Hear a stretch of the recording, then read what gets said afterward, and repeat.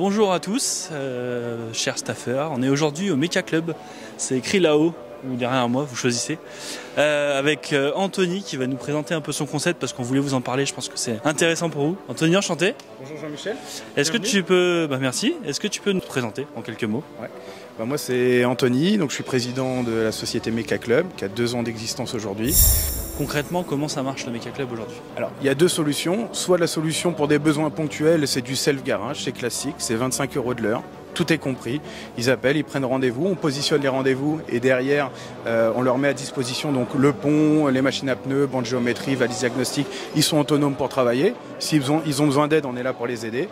Ou alors, soit on rentre dans le concept réellement Mecha Club, donc qui est l'abonnement. Là, ils deviennent membres du Mecha Club. Ils s'inscrivent directement sur Internet. Ils ont accès directement à l'agenda partagé du Mecha Club. Tous les ponts derrière moi, ils sont connectés et ils sont raccordés à une application. Ils s'allument et ils s'éteignent automatiquement en fonction des réservations.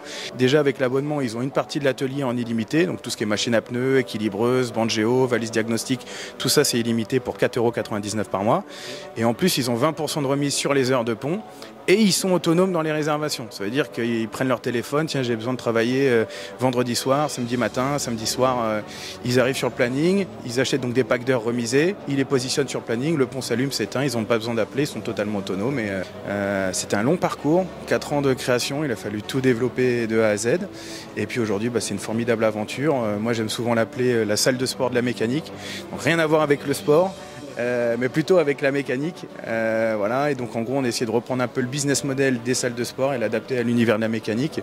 Le but principal c'était d'apporter la structure, l'équipement et l'accompagnement technique à une clientèle de novices, intermédiaires et puis professionnels en mécanique pour pouvoir tout simplement soit vivre leur rêve mécanique.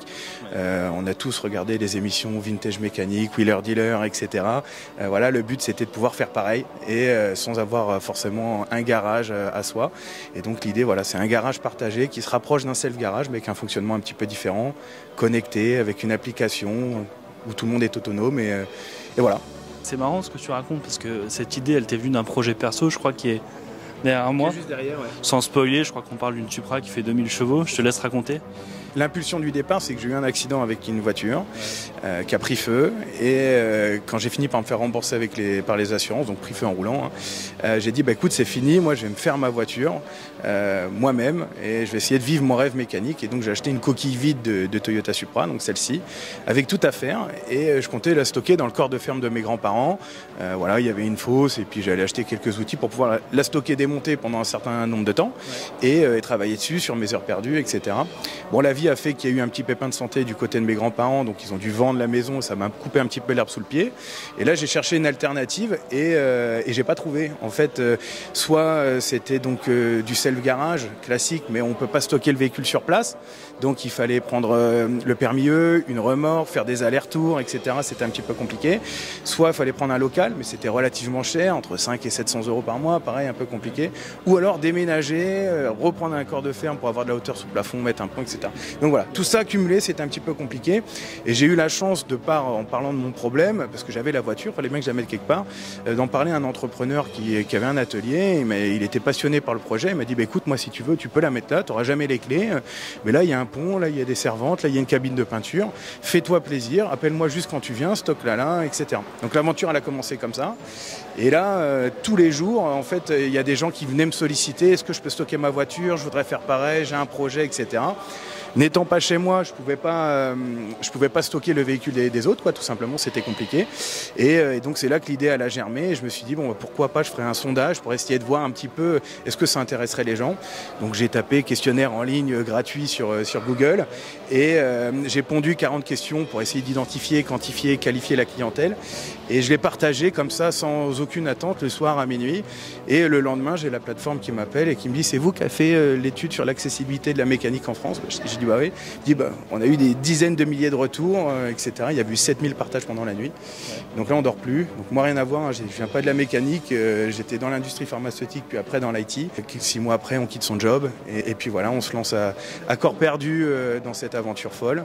4 ans après ça donne le méca et puis 2 ans aujourd'hui toujours avec des évolutions et voilà c'est formidable. Du coup, petit mot de la fin, est-ce que tu peux nous parler un peu plus en détail de la prépa de cette machine de guerre, parce que je pense que ça va en intéresser quelques-uns.